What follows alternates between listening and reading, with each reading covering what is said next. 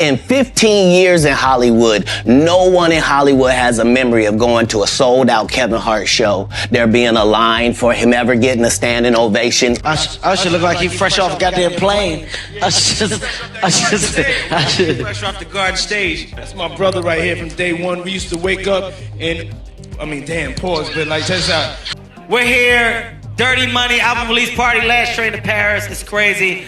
I decided to switch scenes. It got too hectic down there. I'm up here in the hot tub. Katt Williams has recently become the focus of headlines, having uncovered some unsettling allegations about the industry's hidden truths. It's widely acknowledged that a select group of individuals wield significant influence in the industry, including well-known figures such as Oprah, Diddy, Steve Harvey, and Tyler Perry. However, the latest reports indicate that there is an updated addition to that list, and it is none other than Diddy. Allegedly, he has been implicated in various nefarious activities alongside these industry power players, and he is mainly involved in controlling Kevin Hart. Amidst the recent allegations, individuals are stepping forward to share their perspectives. In the latest development, Kevin Hart has made accusations against Diddy, claiming that he was pressured into engaging in unconventional activities with Usher and Justin Bieber. So without any further ado, let's get started and find out what's really happening. Certainly, if there's a clear indicator of Diddy being perceived as a manipulator, it's when a former artist under his wing expresses discontent. This is precisely the situation with Maze, one of his past collaborators. In the upcoming video, you can witness Maze visibly angered and frustrated with Diddy. No exaggeration, just see for yourself. Yo, how dare this nigga told me he want receipts? Let's start with your mother. Your mother got the receipts. Everything is in your mother's name. Now, many rappers and singers have been his victim, including Usher and Justin Bieber. These revelations came amidst the lawsuits filed by Cassie. In a lawsuit filed in 2013, Diddy is alleged to have orchestrated a freak-off event, causing substantial damages to the hotel, amounting to tens of thousands of dollars. The legal document asserts that Cassie, at the time, was tasked with arranging the venue and hiring male individuals for these gatherings. Reportedly, she was directed to utilize websites and escort services to locate men with specific attributes. The lawsuit claims that Diddy insisted on these encounters on a weekly basis, consistently referring to them as our thing and emphasizing the need for secrecy. Cassie asserted that the alleged freak-offs frequently occurred in hotel suites, with venues ranging from the Trump International Hotel in Columbus Circle to L'Hermitage Beverly Hills, the London Hotel in Los Angeles, and various intercontinental hotels across the country. According to her claims, Diddy's assistants were supposedly involved in facilitating these events by supplying items such as baby oil and lubricant. The lawsuit states, Mr. Combs always supplied Ms. Ventura and the S-worker with copious amounts of D before and during the FOs. Ms. Ventura was given substances in excessive amounts during FOs, which allowed her to disassociate during these horrific encounters. It became commonplace to get IV fluids in the days after an FO to recover from the excessive substances pushed upon her. She claimed Diddy would ask her to pour excessive amounts of oil over herself before he instructed her and the S-workers what to do. Mr. Combs would say things like, grab that, and ask her, how does it feel, as he directed her to perform for him, the lawsuit states. Diddy allegedly used his phone, laptop, and tablet to film the freak-offs, treating it like a personal art project and adjusting the lighting. Sean Puffy Combs, with a career spanning over 3 decades in the music industry, has long been associated with rumors of hosting all-men parties. Recently, Twitter users have speculated about the possibility that Puffy could have played a role in grooming Usher. A TikTok video has surfaced, incorporating interviews with various rappers and singers discussing Puff Daddy's rumored all-men parties across different platforms. The video begins with an interview featuring Jamie Foxx, who talks about Sean Puffy Combs' alleged secret parties, suggesting that they involved young men. Rappers like 50 Cent have mocked Puffy, particularly in reference to the all-men parties he reportedly organized, including instances involving younger men, such as Usher's experience at Flavor Camp. In an interview on The Howard Stern Show, Usher discussed his early days in New York City, living with Puff Daddy as a teenager, and shed light on the parties and celebrations at the so-called Flavor Camp. During the Howard Stern interview, Usher touched on his exposure to the lifestyle, without delving into specific details. He hinted at the wild nature of these events, expressing uncertainty about whether he would fully participate and indulge in them. I moved to New York City.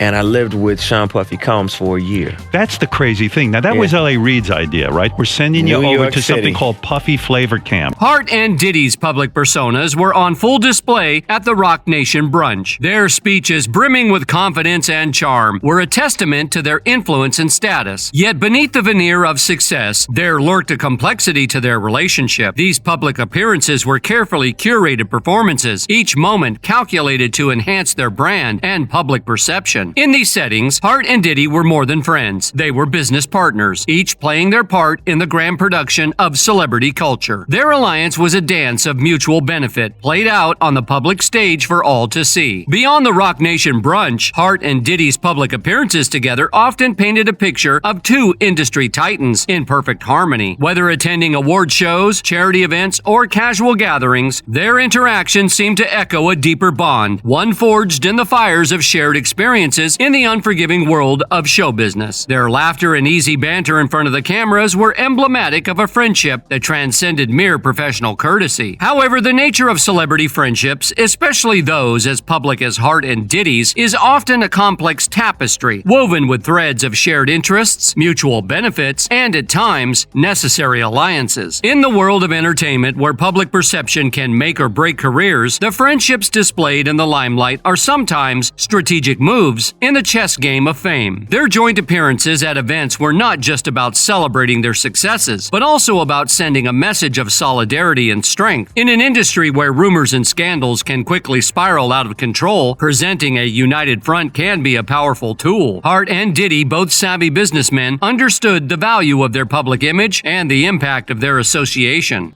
More family, more freedom, more ownership, more wins. Yes, sir. Anybody else got anything else I forgot out? Goddamn right, I got one. Yeah. I tell you what. This was specifically speculated and understood by their fans, which was particularly evident in their social media interactions. Posts featuring the two stars would often go viral, drawing attention not just to their personal bond, but also to their ongoing projects and ventures. These posts were a blend of personal anecdotes and professional promotions, blurring the lines between friendship and marketing. Moreover, their public appearances often served as a platform for them to address or subtly deflect from controversy surrounding them. With every joke, laugh, or shared glance, they managed to steer the narrative, keeping the focus on their achievements and charisma rather than on the less savory aspects of their lives. Interestingly, their dynamic in these public settings also offered a glimpse into their personalities. Hart, with his quick wit and infectious energy, often took the lead in their interactions, while Diddy, with his cool demeanor and understated style, complemented Hart's exuberance. This balance of personalities made their appearances all the more captivating, drawing in fans and media alike. In moments where they engaged with fans or spoke on issues beyond the entertainment industry, such as social justice or philanthropy, they demonstrated a depth that went beyond their celebrity personas. These instances were reminders that behind the glamour and the fame, they were individuals with their own beliefs, passions, and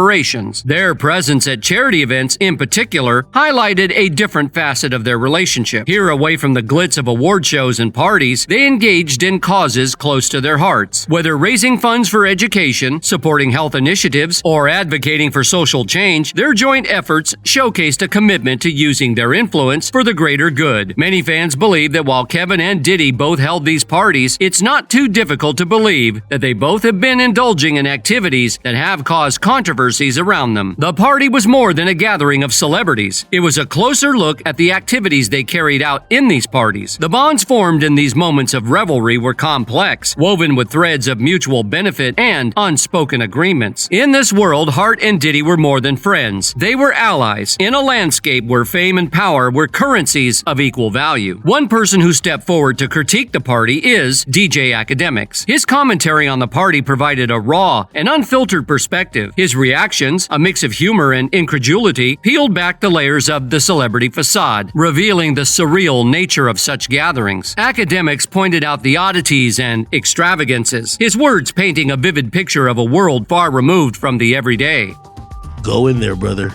Through Academics' eyes, the party was seen as a celebration and a spectacle of the bizarre interplay between public figures like Hart and Diddy. His observations offered a candid look into the dynamics of celebrity interactions, where every gesture and word was part of a larger performance. Academics' insights go beyond mere observation. They delve into the underlying themes of power, influence, and the often hidden realities of celebrity life. His commentary serves as a bridge between the public and the often inaccessible world of Hollywood's elite. Through his lens, viewers gain a unique understanding of the dynamics at play in these exclusive gatherings. The party, as depicted in the footage, was a whirlwind of interactions with celebrities mingling amidst an atmosphere of luxury and excess. Academics' reactions highlight the performative nature of these interactions. His analysis suggests that much of what is seen in these settings is a carefully constructed display designed to project images of success, camaraderie, and carefree living. Furthermore, academics often pointed out the stark contrast between the world of the average person and the surreal bubble of celebrity culture. His commentary underscores the vast differences in lifestyle, concerns, and behaviors between these two worlds. This contrast not only entertains, but also invites viewers to question the authenticity of the celebrity lifestyle and the values it promotes. In dissecting the party, academics also touched on the role of social media in shaping public perception of celebrities. He discusses how events like these are often strategically used to generate content for social media, further blurring the lines between reality and carefully curated personas. This aspect of his commentary sheds light on the modern celebrity's reliance on social media to maintain relevance and influence. Academics' reactions to specific moments in the party's footage are particularly telling. He often pauses to reflect on subtle gestures, expressions, and exchanges that might go unnoticed by the casual observer. These moments, he suggests, reveal more about the true nature of the relationships and hierarchies within the celebrity circle than any staged photo or public statement. Oh, Fab came to party.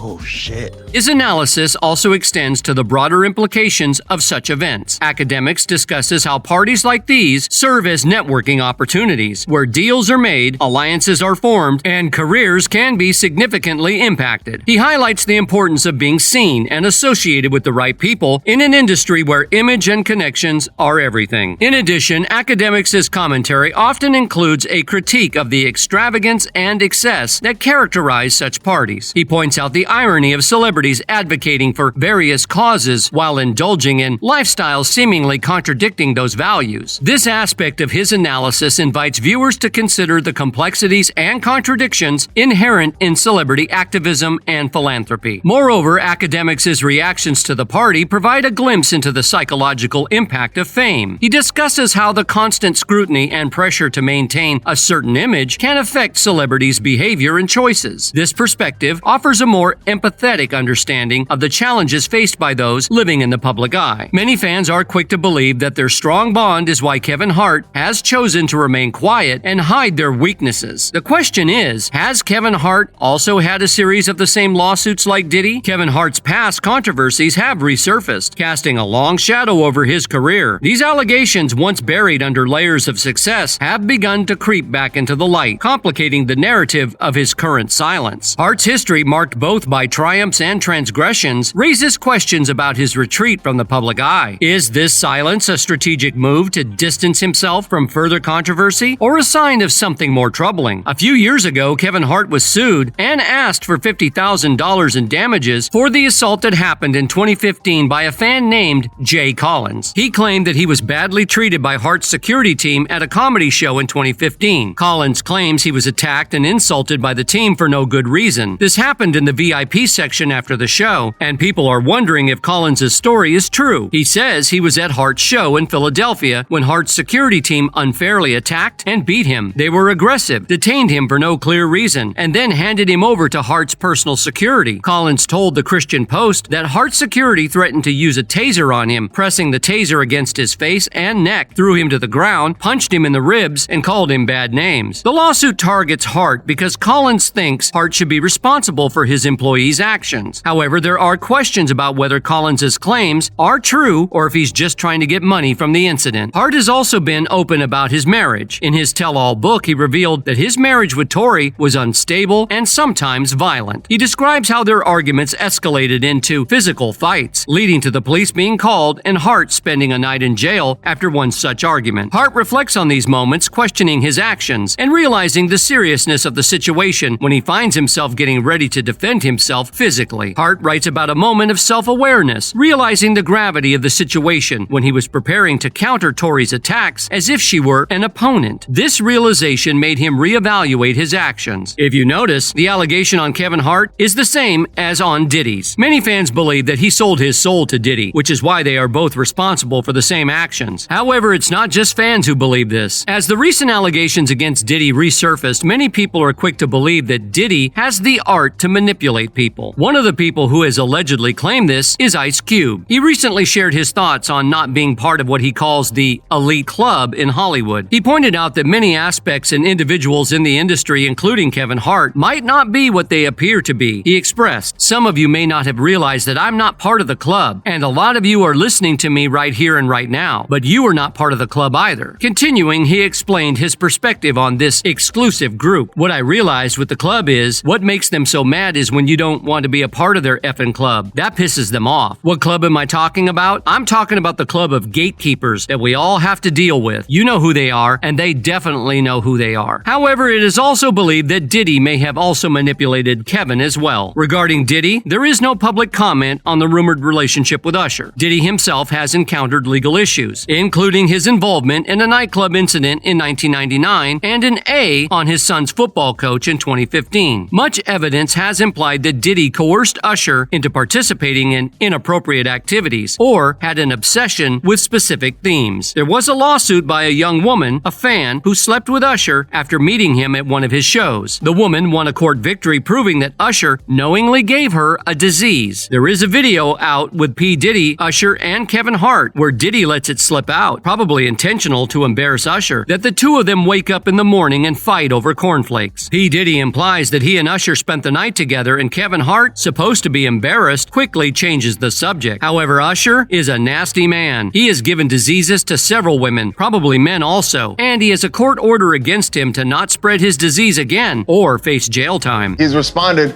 to the lawsuit from the woman who claims that they hooked up a couple of times this year and that he gave her herpes, yes. She says. Yes, that's what she said. Diddy, known for mentoring Usher, also faces allegations of mistreatment and inappropriate influence on Justin Bieber during their formative years. It is claimed that Diddy spent an extended 48 hours with Justin Bieber when the pop sensation was still a teenager. Given Diddy's controversial past involving teenage boys, concerns have been raised about his interactions with Justin. Reports suggest that Diddy showcased a Ferrari to Justin and made promises of allowing him to drive it once he turned 16, despite Justin being only 15 at that time. Additionally, there are allegations that Diddy offered Justin a mansion, supposedly available to him when he turned 18. So it is suggested that he may also have had the same type of relationship with Kevin as well. That's all for today. We hope you liked that video, and if you did, please give us a like and subscribe for more piping hot teas like this one.